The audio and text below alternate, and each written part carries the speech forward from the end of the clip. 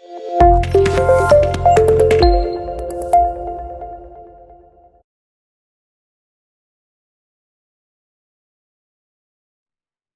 Meaning of dissolution of firm, difference between dissolution of partnership and dissolution of firm.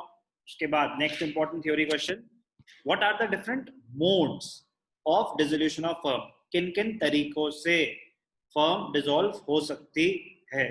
Boards में इस पे almost हर बार question आता है। तो क्या क्या मोड्स हैं?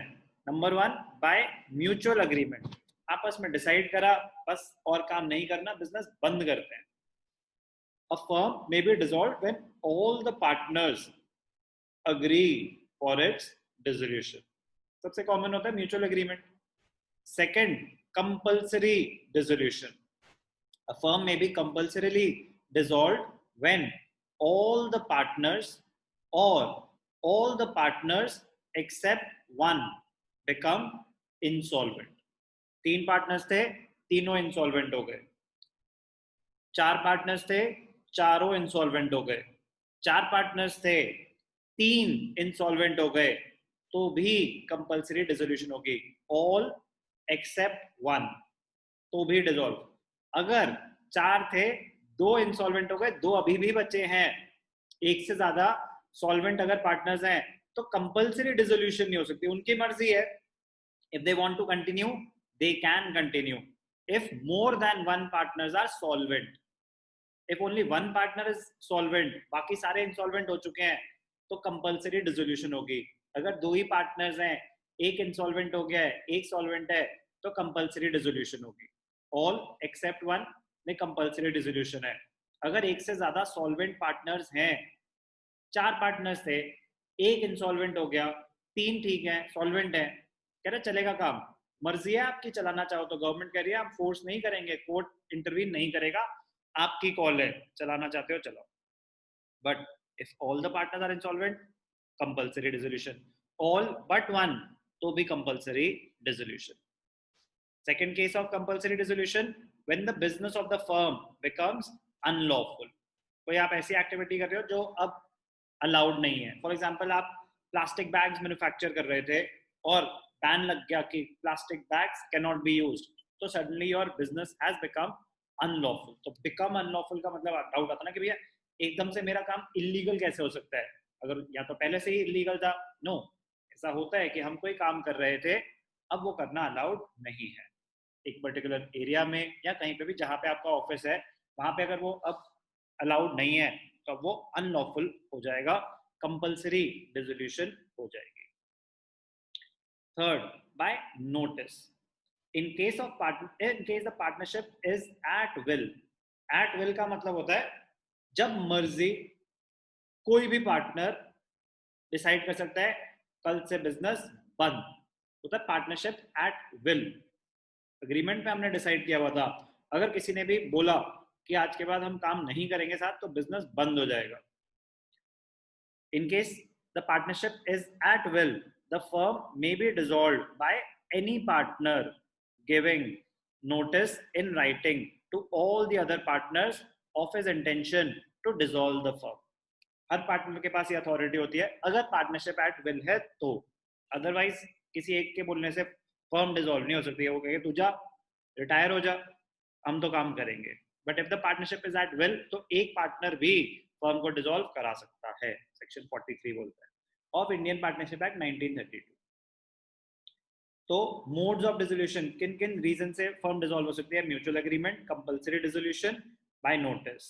Number 4, on happening of an event, अगर ऐसा इवेंट हुआ तो फर्म डिसॉल्व हो जाएगी। A firm may be dissolved in case of any of the following events if the partnership deed so provides. अगर पार्टनरशिप डीड में mentioned है तो, जैसे कि on expiry of the term for which the firm was constituted. हमने कहा कि चलो 3 साल के लिए हम एक साथ काम करेंगे, 3 साल हो गए, हमने पहले से डिसाइड किया था कि 3 साल के लिए काम करेंगे, 3 साल हो गए, खत्म, फर्म डिसॉल्व हो गया।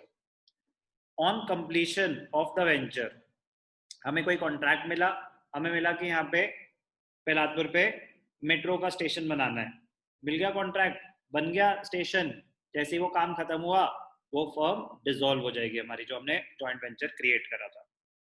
On the death of a partner, अगर पार्टनरशिप डीड में मेंशन्ड है, if the partnership deed so provides, अगर पार्टनरशिप डीड में मेंशन्ड है कि अगर किसी की भी डेथ हुई तो फिर फर्म डिसॉल्व हो जाएगी, तो उस केस में डिसॉल्व हो जाएगी।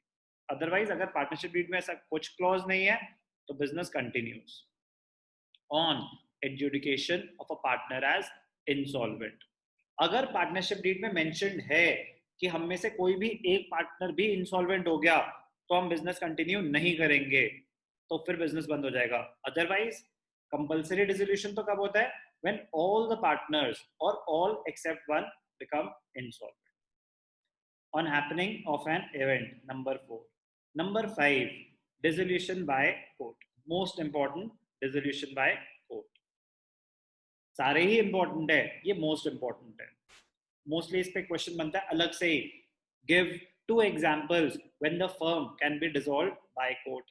Give 2 examples when there can be compulsory dissolution. Give 2 examples when the firm dissolves on the happening of a certain event. तो अलग से क्वेश्चन भी बन सकते हैं।